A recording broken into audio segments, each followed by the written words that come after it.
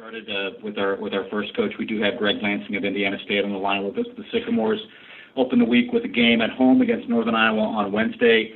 Later this week, they'll play Missouri State in Springfield on Sunday at 2 o'clock Central, 3 o'clock Eastern. At this time, we'd like to welcome Coach Greg Lansing of Indiana State. Morning, Greg. Morning, Mike. How are you? Good. How are you? Doing all right. Thank you. Good. Let's talk a little bit about your first game this week. If you can preview the Panthers, who have started league play and uncharacteristic 0-4. They've had actually 3 straight years with slow starts. But talk a little bit about Wednesday's game for us, and then we'll open it up for some questions. Yeah, I don't buy the slow start stuff. I know their record probably isn't where they would like it to be or expect it to be, or it will be in the future here in the conference. But I've seen enough of them in the preseason schedule, non-conference schedule, and then enough of the good things, the same you and I in the games that they've played to this point. They're just, they haven't been able to get over the hump in any of them yet. Played well enough to win in all but probably one or so of those games. And I know Ben and his staff, and they're always going to find a way. They're very, very difficult to play against. They make it hard for you to score, and then those guys, when they get going, especially your interior guys and Cook and Clausen, they're so difficult to defend, and we know we're going to have our hands full. We know we're going to have hands full. We're going to pay zero attention to their other games. Thank you, Greg. Let's go ahead and open it up now for questions for you. Questions from the media for Coach Greg Lansing of Indiana State. To ask Coach a question, please press *1 on your telephone keypad.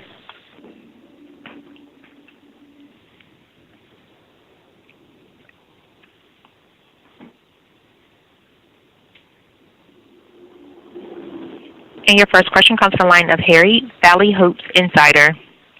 Hey, good morning, Greg. In preseason, you were telling me how you wanted to make sure Jordan got a lot more time, and I think he's way up there in minutes per game, and obviously he's producing. Can you just talk about how his game has developed this year compared to a year ago?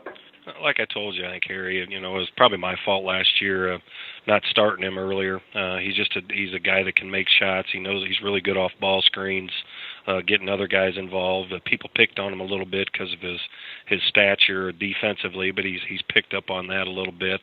And last year, people didn't have to guard our point guard at all. So I probably should have done that. I probably should have played him more. He's still a fairly inexperienced and new point guard, but he can score the basketball, and he's gutsy. He's got no fear. A very, very confident guy, and he gets better as a leader every day for us, and that's going to bode well for us in the future, that's for sure. But Jordan is a guy that, in a year when a lot of guys in recruiting were going after point guards, and several of them out there, we kind of locked in on him, and we're fortunate enough to get him.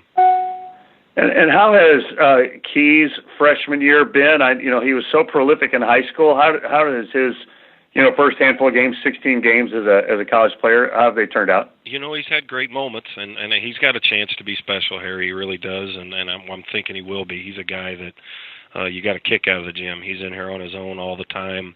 When people go at him, like Drake did the other night, they kind of lock in and maybe attack him, and our younger guys, our newer guys, with some when they're guarding people. But Tyreek has gotten better with it every day. He's a very, very quiet kid, and any coach will tell you the biggest key to a good defense is communication. So he's got to continue to improve on that. But he's a hard worker. He's going to have a special future. He's important for us right now too. We're asking him to do a lot. He and Clayton Hughes, freshmen, that are playing a lot for us. But I think the future is very, very bright with this young man. And if I could monopolize your time for one last question, you guys just played Drake. What do you see that's different about the Bulldogs this year compared to last? Well, for one, they're a hard matchup for us. They throw 4 guards out there, and they got 5 senior guards. I mean, and these guys, I respect them a lot because they've stung in there. They've had their tail kicked, and they did something about it. Nico and Coach Thorson have done a great job of getting them and getting them going and putting them in a system that works for them. They got a bunch of guys that can make shots, and they just drove it right past us a lot the other night. But that's a veteran perimeter team that's difficult to defend, and I'm not sure they're going to slow down much. They are hard to defend, and they can make shots, so they're going to continue to score. It's just going to be if can other people outscore them a little bit. Thanks, Greg. Thanks, Harry. And your next question comes from the line of Clay Cunningham, Waterloo Cedar Falls. Hey, Coach, how you doing? Hey, Clay. Hey, so just a quick. I know you hit on it a little bit, but I know this is the third year in a row that you and I has kind of gotten off to one of these slow starts. I guess what do you think is the biggest reason that from what you've seen, that they haven't been able to carry over a decent non-conference over into the early parts of conference season? I think Jake said it. He knows his team best, and they're not making the shots maybe that they did before. They're guarding certainly well enough, defending everybody that they play, virtually every possession, making it difficult on you. Just maybe a couple more shots to go in. They played a high-level schedule, beat some Power 5 teams, and they're making some of those shots. And it's tough to keep your team playing at a high level throughout the year if the ball's not going in. But what the Jake's guys always do is they always defend. So even when shots aren't going, it gives them a chance to win, and they've certainly had that this year. So. That would be the biggest thing, but I still, when you watch them, it looks like the same UNI to me.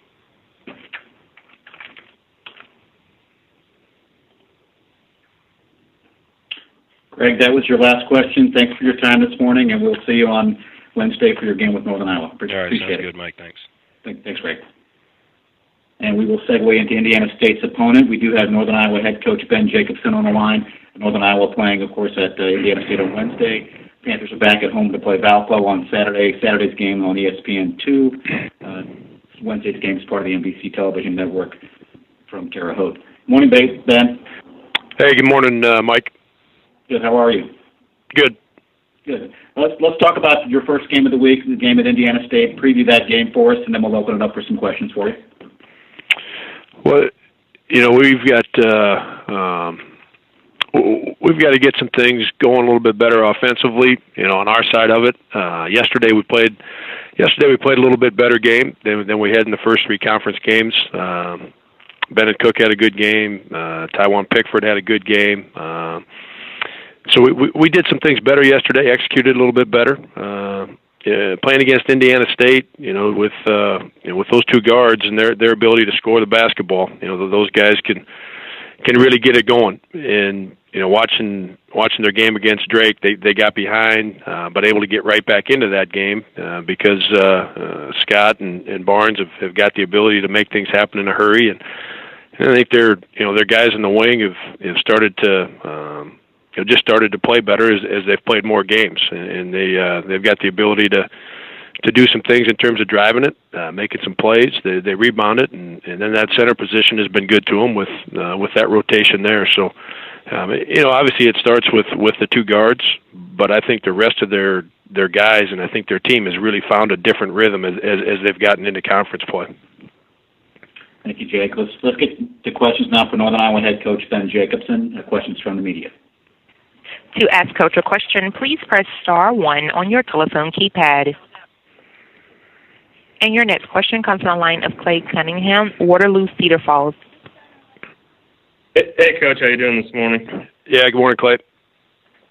You hit on it a little bit, but I know you just obviously look at the numbers and just watch the game film. This team is very guard-driven. Just what are some of the ways that you've seen that maybe they're different in that aspect than they were last year, and why they're maybe a little more prolific this season than they were the season ago? I think with Barnes and with Scott, that year of experience seems to have helped both of those guys a lot in terms of the way that they're playing. Last year Barnes was getting about 6 or 7 points a game. And this year he's up around 16 or 17 points a game. So I just think having that year under his belt has made a big difference for him. The confidence he's playing with, obviously he's a very good player. And then, with Brent and Scott, his numbers aren't a lot different. In fact, he's scoring maybe a point or two less than last year, but it looks like his understanding of how Greg wants to play, what they're trying to get out of their offense. It hasn't taken away from his aggressiveness in terms of how he approaches, being able to get points and what he needs to do for his team. But it looks like he's just got a better feel and a better understanding of making some different plays for their team. And so I think the year of experience for both of those guys has really helped them. Okay. Okay, and you talked a little bit about them just like being able to quickly turn it on and kind of get in a hurry. I know that's sort of what happened to you guys when you went down to Bradley a couple weeks ago. I mean, is there anything from that film that you take away that you think you could implement to, try to avoid something like that happening in this contest? Yeah, I think, Clay, with the one we got coming up with Indiana State and just generally speaking, coming out of that Bradley game, we talked about having better offensive possessions. After Bradley had hit, they hit 2 threes in a row in transition and got that game tied or got ahead by a possession. We came down and we took a couple of quick shots, and so they were able to continue to get it into transition and make some plays. And so we talked about having a better understanding of the flow of the game. And we had a 5-point lead, and all of a sudden they've scored a couple times in transition. That's not the time to come down and take a quick shot. That's the time to come down and get a longer offensive possession and have either touch it inside or drive it, maybe get to the free throw line, but do something that forces them to defend for most of a shot clock. And then obviously you want to get some points out of that possession, but we turned that into a track meet when they were making baskets and we weren't. But we continued to shoot quick for 2 or 3 more possessions than what it felt like we needed to. So that would be the same thing going into the Indiana State game. Obviously we've got to keep the basketball in front of us, and we've got to do a good job of keeping Barnes and Scott in check the best way that we can. But at some point in the game they're going to get going. And when they do, we've got to be able to have the right kind of offensive possessions to keep the game, keep it close at that point in the basketball game. Okay, thanks, Coach. Yep, thanks. And your next question comes from the line of Harry Stroder, Valley Hoops Insider. Hey, Ben, good morning. How are you? Yeah, good morning, Harry. Hey, I knew you were high on Pickford before he ever showed up, but could you imagine him being kind of this double-double guy this early, this quick in his career there for you guys? No, we didn't. We didn't know that he was going to put up these kind of numbers, Harry. In recruiting him, and I've talked about this a little bit. His feel for the game. He's got that sense or that nose for the ball where he's just always around it. He's got good footwork. He's obviously got good size and good strength for a guy at his position. So those are things that we saw during the recruiting process. But he played on a very good high school team. One of the guys that was also a senior last year when Ty was a senior is playing at Wisconsin right now, and he played the point guard position for their high school team. So he had the ball a lot. They worked well together, but the other guard was just had the basketball a lot. So Ty didn't maybe put up the kind of numbers in high school that he may have on a different team. So not knowing what kind of numbers he would have, and certainly didn't feel like he'd be putting up the numbers that he is now, but knew he was going to have an impact, Harry. And I know I've talked about that before. The thing I've been most impressed with Taiwan is how active he is. He doesn't, for the most part, he does not take a play off. And he had one of the best plays I've seen this year in the first half yesterday against Loyola. He missed a shot, went and got it back, missed a short shot, and went and got it back and put it in. And it was a sequence where it just felt like, this is a young guy that has just got, he just loves playing. And he's active, and he's going to go get that basketball, and he's going to make winning plays. So he's been great for us. And some of those things we saw when we were recruiting him, and some of the things have been fun to see as he's been here.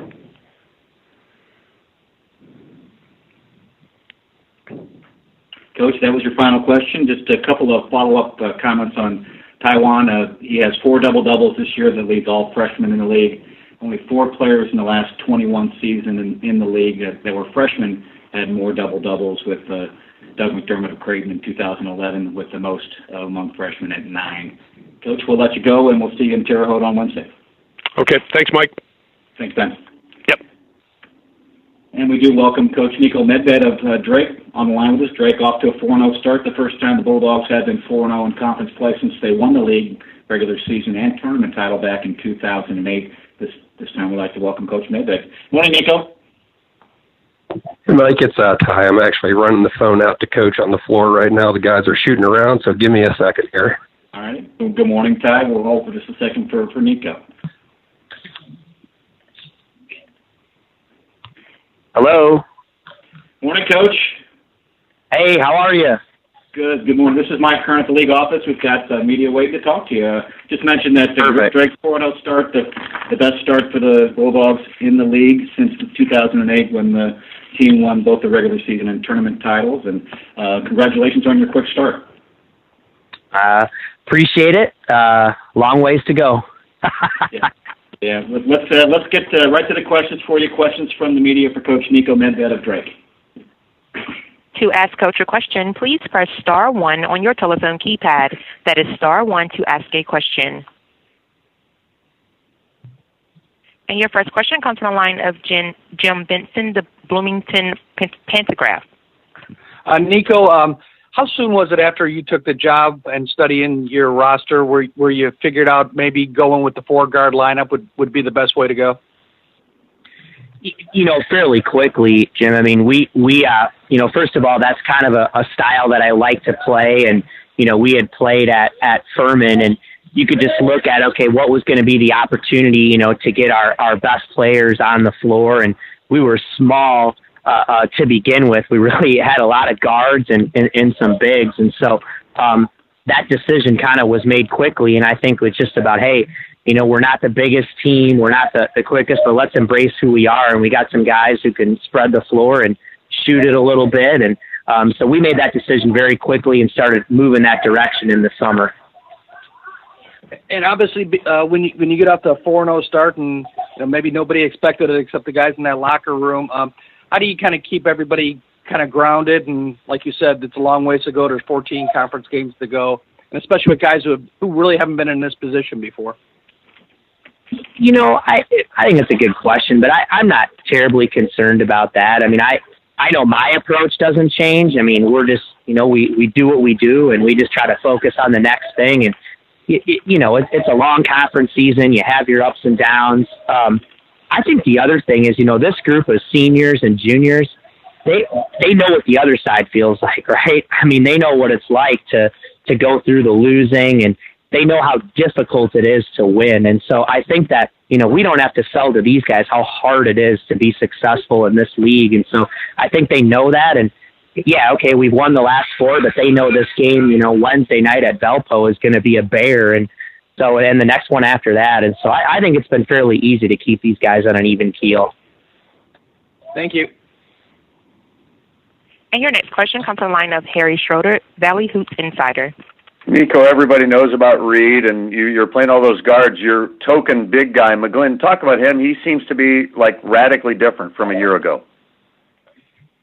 Yeah, I didn't really do, much of looking at last year, but I'll say this, it was very quickly when I got the job, I was impressed with Nick. I mean, he's strong, he's a good athlete, he's got great hands, he loves to play, and I think that one of the things he's been able to do, albeit the other night at Indiana State he got in foul trouble, is he's playing a little bit better on defense. He's anticipating a little bit better, and he's staying out of foul trouble. And when he's on the court, he's been able to be productive for us. And so he rebounds, plays with a great motor.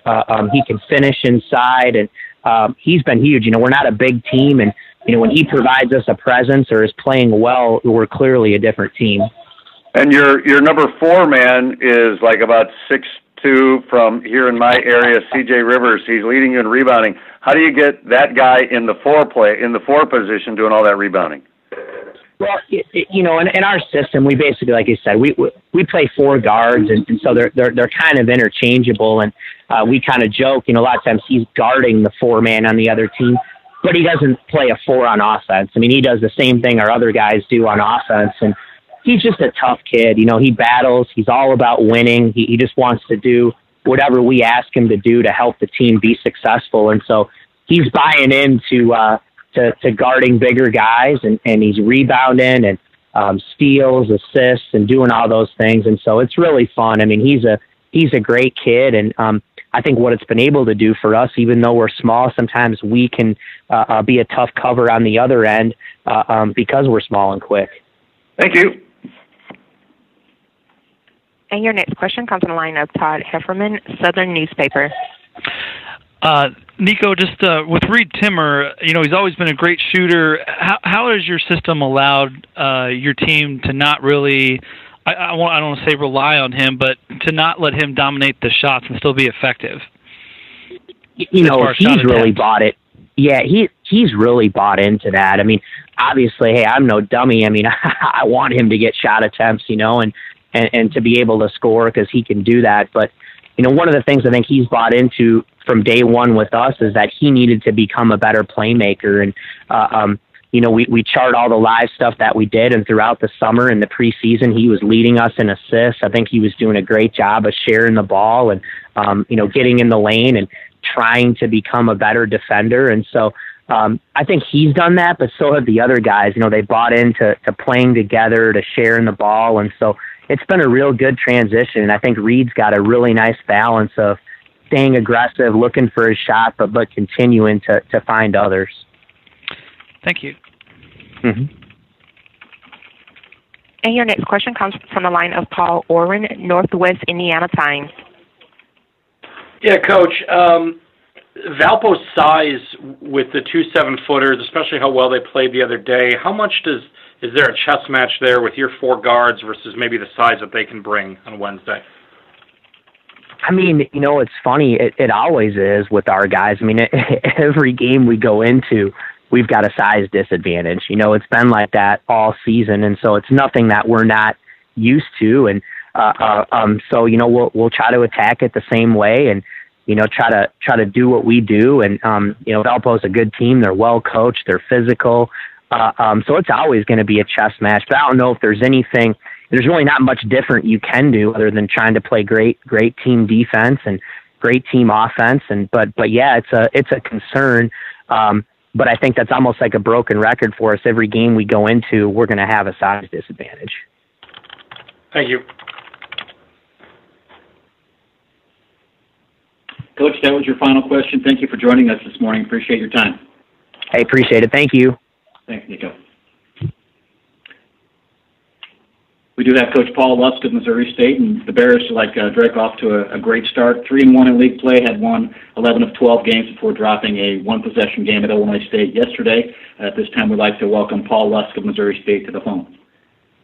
Hey, Mike, how are you? Good morning, Paul. How are you? Good. I'm on a bus, so if there's a little bit of a problem, that's what you're hearing. I'm on a bus. I understand. The Bears open the week at Evansville on Wednesday and then are back home to play Indiana State on Sunday.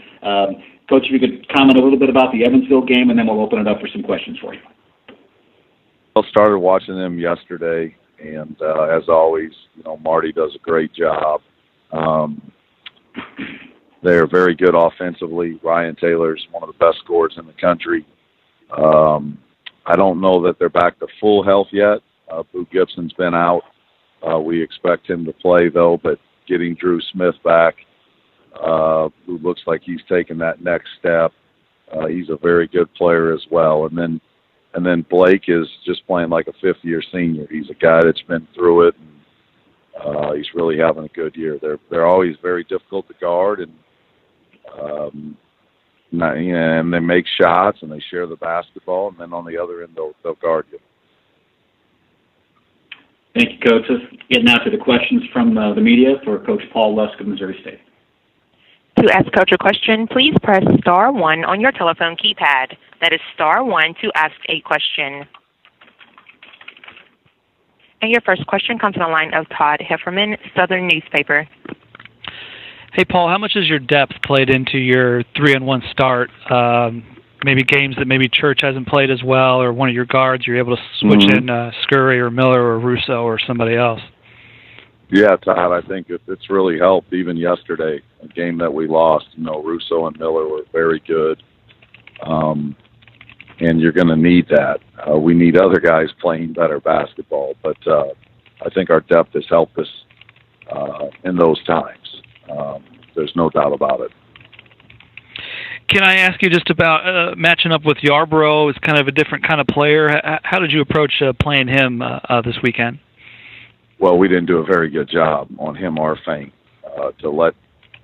Now Fane made 9 out of 10 free throws, and he's generally not a very good free throw shooter. But Yarborough is as talented of a guys I've seen in this league.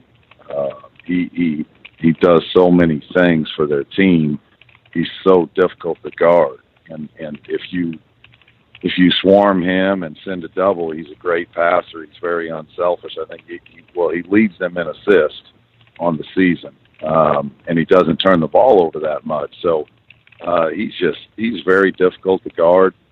I thought we did a pretty good job of getting to him in transition, not letting him get from coast to coast. But other than that, he really hurt us. I don't know that he's very difficult to guard. Thank you. Yep. And your next question comes from the line of Harry Schroeder, Valley Hoops Insider.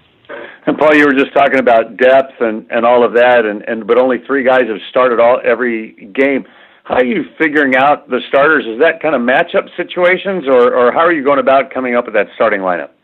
No, we've been pretty consistent with our starting lineup here for the most part. But yet we've got to have some guys playing better. But, JT Miller was starting early in the year, and then we went back with Kreklow.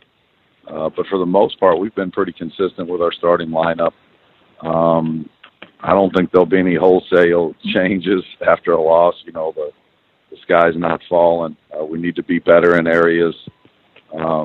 Guys need to give more. And this is an old saying, Harry, but it's really not as important as who's starting. It's important as who's finishing and who's out there in crunch time. And obviously JT is scoring, 10 points a game. How has he just blended in? How has he fit in? It's been good. He's very good offensively. I think the defensive end, he's learning. It's all new for him with us. He comes from pretty much a zone program, but he's doing a nice job. He got off to a very slow start the other night against Northern Iowa, but then he really helped us. And then yesterday I thought he was terrific. So we need that. And he didn't start yesterday, but he might have led us in minutes played. I don't have the minutes in front of me, so he's doing a nice job. Appreciate it, Paul. Good luck. Yep. And your next question comes from the line of Dave Reynolds, Peoria Journal-Star. Hey, Paul. I'm doing a story on recruiting being the lifeblood of a program. I wonder if you could estimate, I know this is a tough question, if you could estimate maybe what percentages of both time and program budget you spend on recruiting. Yeah, that's a good question, Dave. You're right on. Recruiting's everything. I think recruiting's right up there with scheduling and the ability to have a good schedule. Scheduling is very, very difficult on our level, but I don't know that I could give you an estimate, but it's what you do. It's what the assistants have to do. Head coaches have a lot of responsibilities as the season gets going. I know personally I try to get out as much as I can in the preseason because when practice starts, you really can't miss. The assistants can miss, but my guys do a great job. They tell me where I got to go. You're always recruiting. You have to have good players. It's why we're better. That's the reality. Right now, we've got better players, and it's extremely important. And I know you're forming relationships with these kids, and it's an ongoing kind of thing. I'm sure even in the off season. Is it something you probably spend time on, texting, calling, almost every day of the year? Yeah, it's what's the old saying? It's like if you're not shaving, all right. Well, if you're going to get messy looking, it's not going to look real good if you're not doing it daily. And it's probably the same thing with recruiting. You're going to fall behind, and yeah, you have to spend a lot of time on it and stay in touch with kids. And then here's the other thing, Dave. Probably that has changed the most. You've got to recruit your own guys that you've got in your program because things have changed, and you have to have good relationships with them because there are so many influences out there. So the most important guys are the guys in your program. I truly believe that. And you have to spend a lot of time with them, with the way the transfer market works. But, yeah, it's a daily thing. It's a daily thing with your own guys. It's a daily thing with the guys that you're trying to get. Thanks, Paul. You bet. And your next question comes from the line of Brendan Wise, 550 KTRS Radio. Hey, Coach, how are you? Good, how are you? Not bad, thanks. Just if you could point to anything in particular that you've seen that has caused the dramatic improvement in most of your team defensive numbers this year. Well, I think it's just know-how and being, you know, and guys being in the program. I always talk about our junior class, Dixon, Krecklow, and Church. When they first got here, we had to play a lot of zone. We couldn't grasp everything. That's their first year. And then last year, in their sophomore year, when Alizé, Jared Rhodes, and Ronnie Russo arrived, we played more man-to-man, and we were making strides. And I think it's just carryover and know-how and guys buying into what we're trying to do. Now, I don't think we were very good yesterday defensively, but for the most part, this group has been pretty good defensively. But you have to do that in our league. I mean, look at what's going on in the league. Baskets are hard to get, and you know, we were outstanding the other night defensively against Northern Iowa. We were outstanding against Valpo. I think guys are really trying, and I think it's just the know-how and the process of understanding what we're trying to do and the buy-in from the guys. Thank you, Coach. You bet. Paul, that was your final question. Thanks for joining us today, and we'll see you soon. Thanks. Thanks, Mike. All right, bye. We do have our next coach on the line. It's Porter Moser of Loyola. Loyola coming off of a win against Northern Iowa yesterday and opening up the week this week with a game at Illinois State on Wednesday. At this time, we'd like to welcome Coach Moser to the phone. Morning, Porter. Morning, Mike. Let's get right to the questions for you. Questions from the media for Coach Porter Moser. To ask Coach a question, please press star 1 on your telephone keypad. That is star 1 for a question. And your first question comes from the line of Dave Reynolds, Pure Journal Star. Hi, Porter. Hi, Dave. Just wondered if you could evaluate your conference season to date for me. Well, it's early, but you know we haven't played like we're capable of. It was great to get Custer back and play. That was his first conference game. So that was yesterday. Actually, was our first game the entire season with our whole roster healthy, and it was rusty. But Northern Iowa does that to you. They make you look like that. But I'm excited because I think we got a high ceiling ahead of us. I don't think I thought we were playing really well early, and I think Clayton went down, and we just have kind of tried to piecemeal this thing together. And I think when he gets more healthy, he's got to get his rhythm back. But you know, so far for us, I mean, we're 2-2, and I think we're optimistic. And just breaking it down a little bit, defensively, offensively, are you pleased with your progress on each side of the ball? You know what? I think it's going to be fair to ask me that in about a month, because if you would have asked me this before Clayton went down, I was really happy with our offense. We were averaging about 17, 18 assists a game. I think we were in the top 30 in offensive efficiency in the country. I was real happy with it. And you know, we got to get back to that, moving the ball. It's just kind of been stagnant in the last couple of weeks, and we just got to get back to that. I don't think any coach in this league, I think this is an unbelievable defensive league, and I think we always are trying to get better. I think that's what makes this league so good defensively is I don't think any of us are pleased with our defense. I mean, we all want to get better at it, and you know, so I think we got a big room improvement there too. Thank you. And your next question comes from the line of Jim Benson, the Bloomington Pentagraph. Morning, Porter. Hey, Jim. Could you talk a little bit about Cameron, what he's really kind of brought to your team, and has he had any problems when he's gone against a little more athletic guys, or has he handled that adjustment pretty well?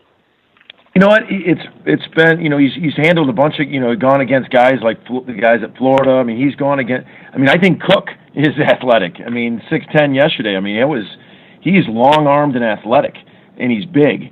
What I love about Cam is he's got this big frame, but he's got a point guard mentality. He thinks the game. He's engaged every play. He's the most vocal player on our team. I can't remember a practice where he's not completely engaged. It's one of the things that I really, fell in love with the kid recruiting him, because 2 years I was at a practice of his, and they were doing a little shooting drill, and he was clapping like a 5'10" walk-on guard. His energy and enthusiasm to play the game. I remember being with Coach Majerus so many times, we talk about, big guys, a lot of big guys play the game because they were big. Guards, in general, guards love the game more. It's just kind of the way it's gone over the years. You see a lot of 6'10", 6'11" guys don't make it. They don't get in the gym and work on their game. Cam absolutely loves the game, and he is in the gym working on it. He's a fun kid to coach, because you want kids to be engaged and locked in, and he's totally locked in. And just about the league, kind of after 4 games, obviously it's not a big sample size, but is it just kind of what all you coaches were saying, at the media day, that it's just going to be a dogfight every game? I think the coaches know more, because we know kids that sat out. We know we see who each other signed on the road. We see those kids. We just don't read about them. We see them, and I think we all felt that everybody had a bunch of key guys back. There were some guys sitting out. There were some, the recruiting. There was key pieces coming in, and so I think we all felt that. But I think we all felt that there was just this overwhelming feel of opportunity in the league, And I think there's just a ton of respect for the guys, the players that are coming in, and 100%. This isn't surprising me. 100%. I mean, every game, we kind of felt this was going to be.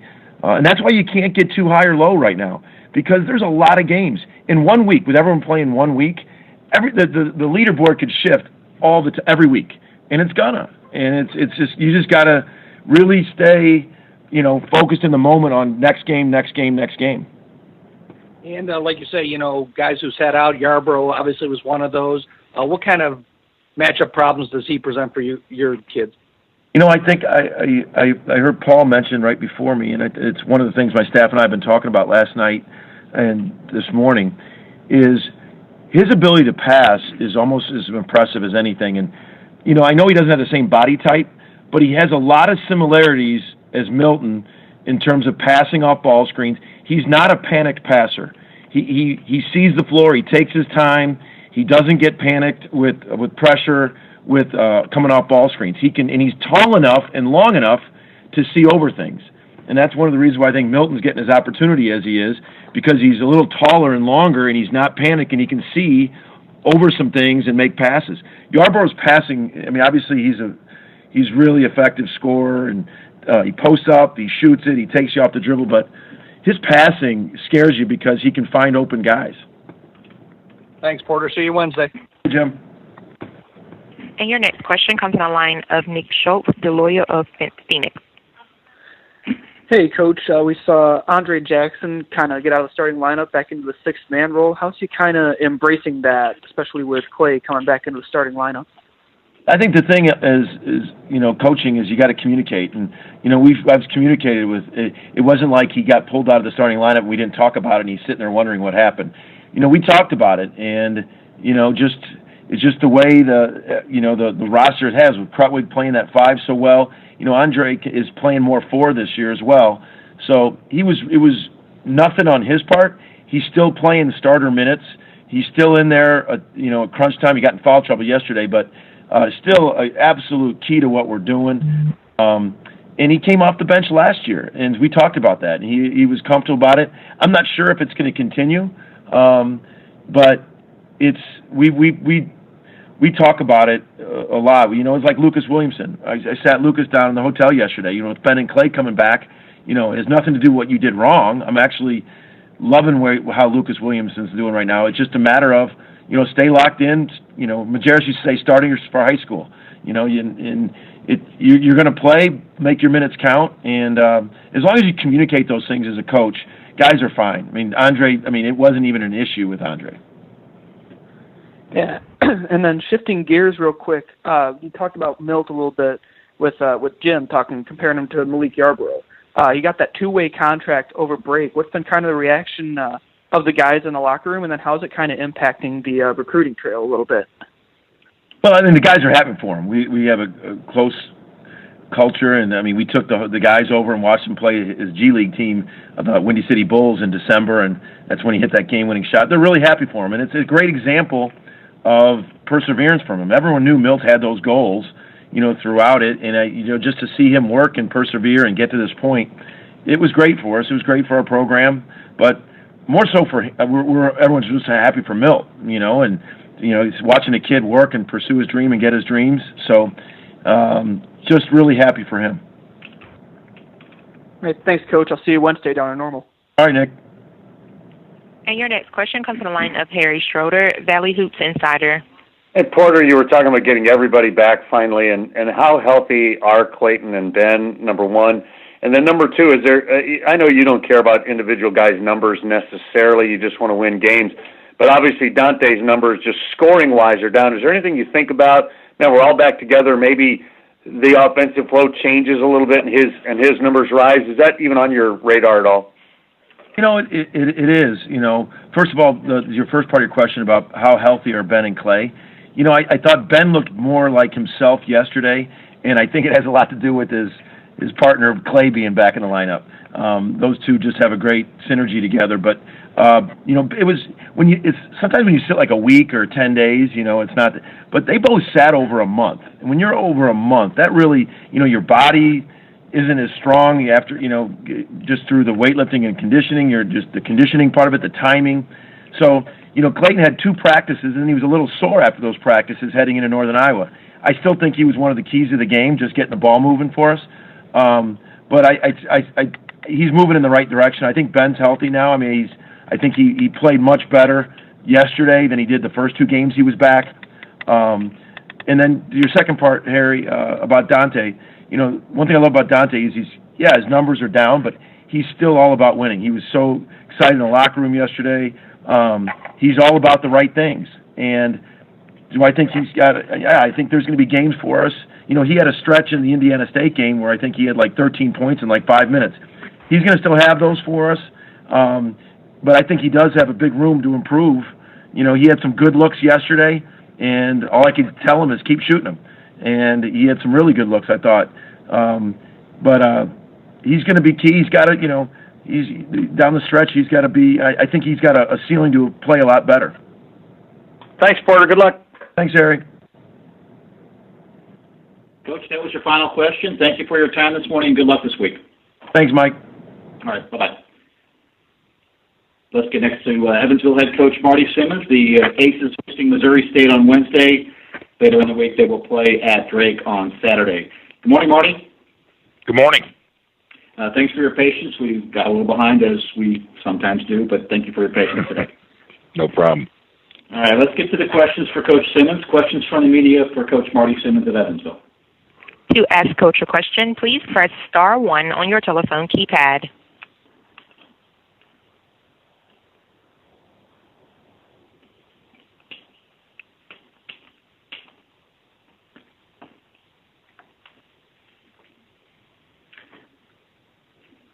Again, that is *1 to ask a question.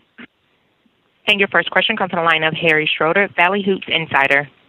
Marty, like some of the other people, you're getting your guys healthy. How healthy is Drew and Ryan, and is Drew really progressing along like you thought? We talked about him in preseason. You expected big things from him.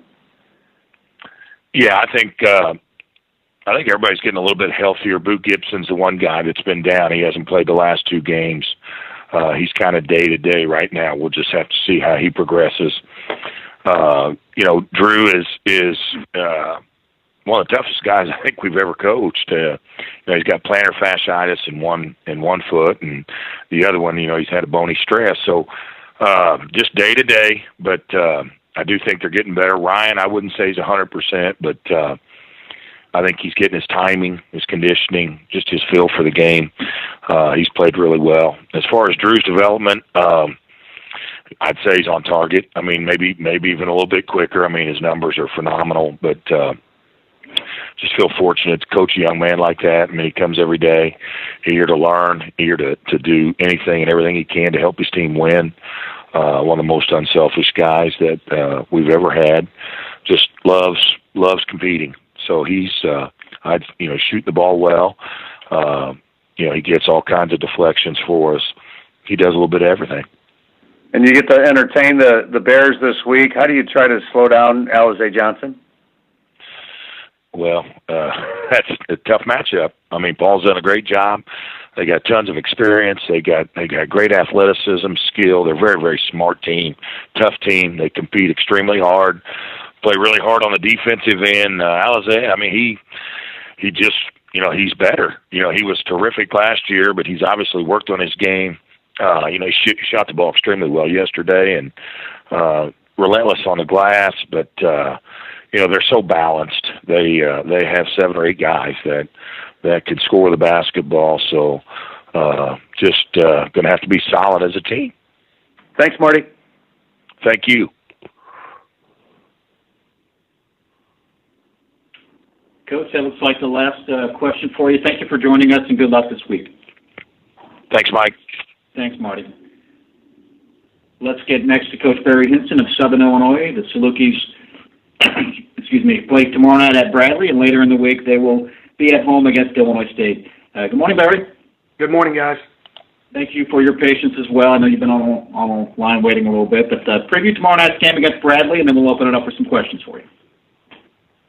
Well, we're playing a team that's undefeated at home, and they played great in the arena, and both teams are coming off of what we consider tough losses, and I think you're going to find two teams that hopefully you'll find one team at least that has a sense of urgency in our team, but I know Bradley will as well, because obviously what they've done at home is pretty impressive, not getting beat all year long.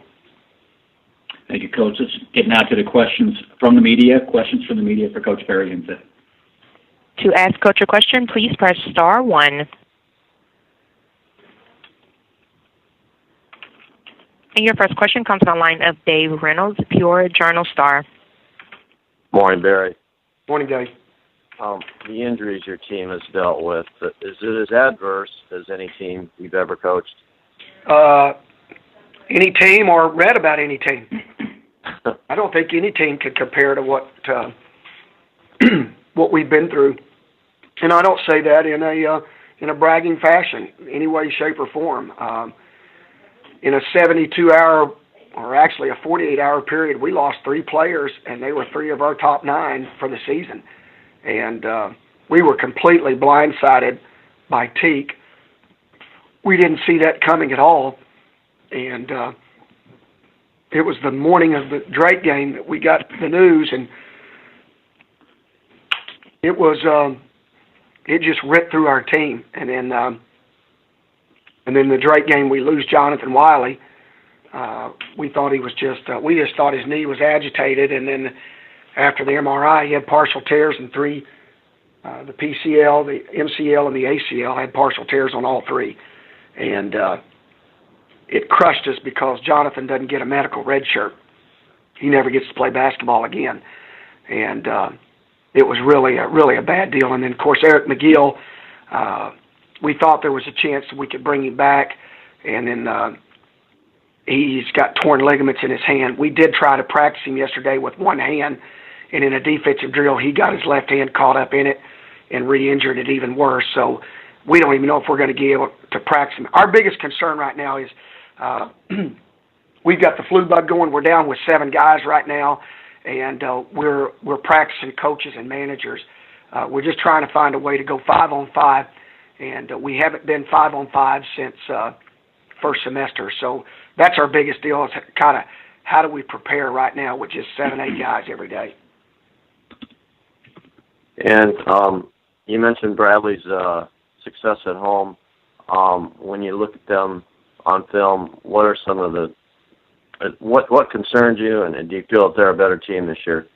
Oh, there's no doubt they're a better team. I mean, everybody in the league's a better team. I can easily say that. I think the first thing that comes to my mind is how they guard. I mean, they guard their tails off. And Bride's gotten to play extremely well defensively. I mean, good gracious, they're not one of the best teams in the Valley. They're one of the best teams in the nation defensively. So that's the first thing that comes to mind. And then, how well they play as a unit. And they are so explosive offensively. I mean, they could just go get points.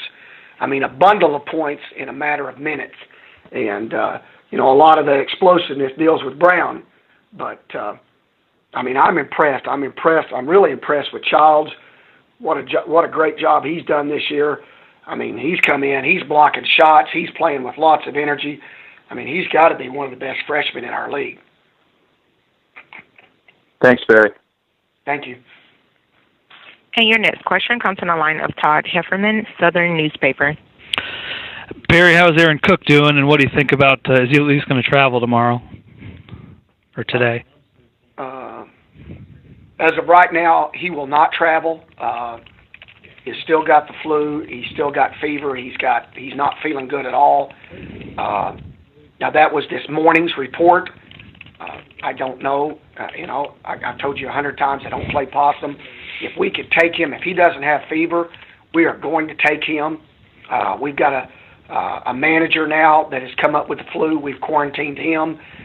We're just trying to keep our guys. Brendan Gooch is Aaron's roommate. We've quarantined Brendan, trying to keep him away from Aaron as much as possible. So, Todd, I anticipate that he will make the trip, but as of this morning, he was not making the trip. And just, is there anything that you've seen that thinks your team will have that bigger sense of urgency and will defend a little bit better tomorrow night? Well, we certainly challenged him yesterday in practice, and we had a 2-hour film session in which we went over from the 7:55 mark of the first half till the 3:55 mark of the second half. We watched that period of basketball and just went over every clip. I don't know tell you how many times, but it took us 2 hours to watch that amount of games. So hopefully they'll accept the challenge. We had a good practice yesterday, as well as you can practice with 7 guys, but we felt like at least we got their attention. I don't know how to answer the question other than we'll find out at 7 o'clock tomorrow night. And I know this is a hard, tough question to answer because how many people have lost not only 3 players, but 2 of them are seniors. This is the oldest team you've ever had, but have you been surprised they've just kind of struggled to be consistent, or is that kind of to be expected with what the players that you've lost? Well, Todd, I think the biggest thing we're fighting right now, obviously, is consistency, and there's no doubt in my mind that the number one reason is the injuries that we've had to deal with. The inconsistencies come with rotation. The inconsistencies come with sickness and come with ill timing. Marcus is back in Las Vegas. We had no idea. I mean, how do you prepare for that? We're playing great against Nevada, then he goes out of the game, doesn't even play against Duquesne. The news that we get on Teague, the news that we get on Jonathan, the news that we get on Eric, Sean Lloyd, broken nose, wearing a mask, can't see. I mean, all of those things certainly have got with the inconsistencies. The biggest battle we're fighting right now is that we've got to get out of this mode of, oh, woe is me. And I know they're facts. I know. But we just got to find out. And we can't let it affect the effort and the fight. And that's the thing that really bothered me when we got ready to play at Valpo. And I told you in the presser after the game, I was very upset at our preparation on Friday and how we approached the game. And I saw this sense of entitlement that we are really going through hard times, and I'm not going to let that be part of our DNA and our excuse. And it really bothered me, and certainly it affected our game. So we've talked about it. We've met with these guys. We've gone over film. I've always said this. You've heard me say it 100 times. Healthy families talk, and we'll just see. Now, our next challenge is big. We're going to go into Bradley right now with 7 guys, and we're going to have to just fight our tails off. You had mentioned possibly adding a football player or a walk-on. Are you waiting for the first day of class? Is that what the expectation is? Yes. And are you able to tell me, is it an incoming freshman or just somebody that's already on the team? Oh, I'm not able to. We probably will have another round of walk-on tryouts as soon as school starts and see if we can pick up somebody. Okay. Thank you, Barry. We'll see you up there. And your next question comes from the line of Harry Schroeder, Valley Hoops Insider. Barry, for all the injuries and struggles there, talk about how Marcus has fit back in and how he's progressing along and how healthy is he? Well, Harry, he's progressing only as his health will allow him. This young man didn't play for a year and 8 months, and then he got back to playing and kind of hit his stride, and then all of a sudden has a lower back issue in Vegas, and he's still not back to where he can be. I'm going to stick with my guns, and I think he could be one of the best players in the league. I told him yesterday on the floor, I believe in this young man. I think he's has the opportunity to be one of the best players I've ever coached, but he certainly hasn't reached not even close to his potential, not even 50% of what this young man could do.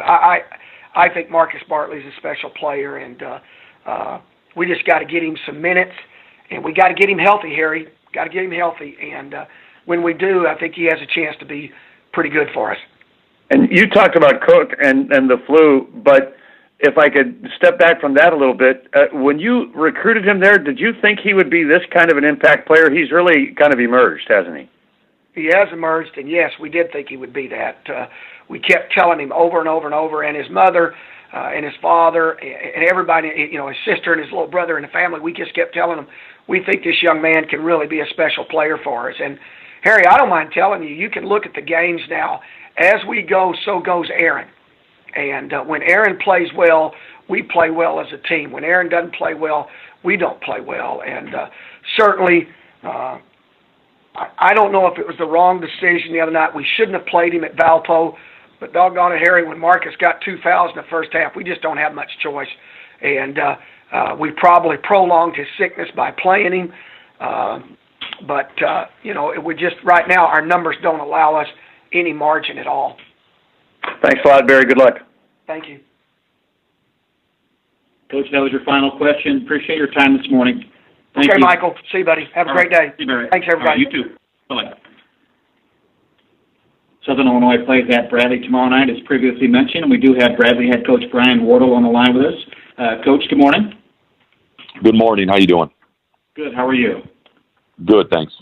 Yes, we can have you preview the game tomorrow night, and then we'll open it up for some questions for you after that. Preview the Salukis for us, and then questions from the media. Well, I think it's obviously a big game for us just because we're home. I think in league play, you got to hold home court, especially this year more than ever. And we're coming off a poor performance. Our guys have high character, so we've moved on. We learned, moved on. We had a good practice yesterday. We're hopefully going to have a good one today, and we'll be ready to lace them up and compete, and definitely play a little bit smarter and with a little bit more toughness in some areas. Great. Thank you, Coach. Let's get now to the questions from the media. Questions for Coach Brian Wardle with Bradley. To ask Coach a question, please press *1 on your telephone keypad.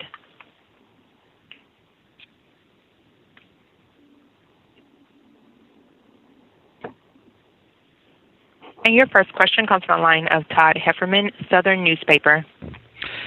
Hey, Coach, I know Elijah Childs hasn't started necessarily a lot recently, but what kind of impact does he have for your team right now? Well, his versatility to play multiple positions for us, but just defensively and rebounding. He helps us be a good defensive team with his length, his anticipation, his shot blocking ability. And now, he's developing more and more as a scorer, I think, inside for us in the post, and showing some flashes of carrying over what we've been working on. So he's a good young player. There's still a lot that he can improve on, but he's definitely been a key part of our season. What have you seen kind of you struggle with ball movement-wise or turnover-wise in the games that you guys have lost? Yeah, turnovers are just trying to do too much. That's a lot of the issues. Probably 3 to 4 of our turnovers are just guys pressing a little bit, trying to make a play when there wasn't an opportunity to make a play. So recognizing those situations and just making a simple play, and that's moving the ball, reversing the ball. When we play with good pace and the ball's popping, we score, and we can score in bunches. But when the ball sticks and we try to do a little bit too much, and sometimes with our group, if we're down, sometimes we press a little bit and try to make plays. And it's not out of selfishness. It's just out of trying to get us back in the game and trying to do too much. And I think if we can just be a little bit smarter there, good things will happen for us. Thank you. Again, to ask Coach a question, please press star 1. Coach, looks like that's it for you this week. So thanks for joining us. Good luck against the Salukis tomorrow night. Love it. Thank you. All right. See you, Brian. Just a note to the beat writers on the call that are still on the call. We're going to have a roundtable of our beat writers following Coach Matt Loddick's comments. So we'll ask the beat writers to maintain on the line if they will for just a few minutes. And at this time, we do want to welcome Coach Matt Loddick to the phone. The Valparaiso Crusaders hosting Drake on Wednesday. Later in the week, they will be on the road to play Northern Iowa. Saturday's game at Northern Iowa on ESPN2. At this time, we welcome Matt Loddick to the phone. Good morning, Coach. Morning, guys. How are you? Good. Thanks for joining us. And if we could have you start off by previewing your first game of the week. It's against Drake, who's sitting at 4-0 for the first time since 2008 in our league. Preview the Bulldogs for us, and then we'll open it up for some questions for you. No, Drake's been, obviously a fantastic, team to start the year. Really move the ball impressively, get out in transition, shoot the ball extremely well, and look really gritty on the defensive end. Obviously Reed Timmer's been just a fantastic player for a long time in the Missouri Valley, and he's playing great. And we're going to have our hands full. Obviously, we want to try to defend the three-point line and funnel things into our bigs, but we're going to have our hands full. Thank you, Coach. Let's get now to questions for you. Questions for Coach Matt Loddick. To ask Coach a question, please press star 1 on your telephone keypad. That is star 1.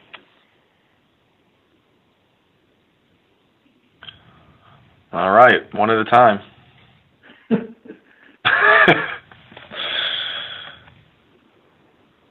Coach, let's change. Well, we do have a question waiting. I want to ask you a quick one here, but talk about the focus back on your team, and you like everybody else in the league has gone through some injury bugs, and talk about getting guys back and still not getting everybody back. Yeah, no, for us it's been after our great start at 8-0, we just had a lot of stuff not go our way. But the one thing that our team has done consistently is showed up every day ready to work. And being as inexperienced as we are, sometimes when things aren't going your way in the win-loss column, you can lose a lot of confidence. I think we had that a little bit. Obviously, it was good to see our good practices carry over to a good win against a very good SIU team this past weekend. So I'm going to try to build on that confidence or build on that win. But again, we're going to continue to trust the process. It's not a mystery to us why we played well. I just thought we've been practicing really well, and it was good to have some carryover. Thank you, Coach. We do have a couple of questions in the queue now for you, so we'll get back to those from the media. And your first question comes from the line of Harry Schroeder, Valley Hoops Insider. Matt, you had one player leave, and then Tavon was ill. Are you kind of falling now into a rotation where guys can kind of figure out? Be more aware of what their exact roles are and rotations are. Absolutely. I think we kind of had that going. In our first month of the year, and then anytime you have different options out there, or players not available, it does change kind of. The rotation patterns, and guys move up on the scouting report, and it's been nice to see a guy like Marcus Golder who wasn't starting for us, then we decided to start, wasn't playing very well. He's obviously more comfortable coming off the bench, and so guys are falling into their roles, and I think as a team we're falling into kind of a good rhythm right now too. It's only 4 games in, but is the Valley what you thought the Valley was going to be? It is. It's an unbelievable league. Excited to be a part of it still. But night in and night out, every team is really well prepped. Every team it can beat every team, and it's just a fun process, fun league to be in. Thanks, Matt. Good luck. Thank you. And your next question comes from the line of Paul Oren, Northwest Indiana Time. I was just trying to get your question on here. I'm glad Harry stepped in. When you look at Drake and the fact that they play 4 guards and you've got some size, what kind of a personnel chess match gets played in that game? For us, we want to play to our strengths. And if we can, use our interior size to our advantage, we will. Obviously they're probably trying to spread us out and drive our bigs. There will be a little bit of a chess match. Obviously they're a little more experienced than we are. I think they're the 5th oldest team in the country. So, we're going to try to, put our guys in the best position to be successful. And if, some of that is, using our size on the interior, we're going to do that. Thank you. All right, Coach, that is the last question for you. Thanks for joining us this morning, and good luck against Drake on Wednesday. All right, thanks, guys. Thanks, Matt. And this does conclude our call this week. We'll ask everyone but the beat writers to please disconnect at this time.